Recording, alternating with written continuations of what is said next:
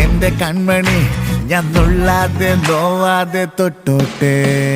രാവിന്നത്തയിൽ നീയും ഞാനും മോഹം പങ്കിടാൻ ചേരുമ്പോൾ ഏഴാം സ്വർഗവും കണ്ടേ നമ്മൾ വീണ്ടും ഭൂമിയിൽ വന്നെത്തുമ്പോൾ നമ്മിലായി നാം നെയ്തിടും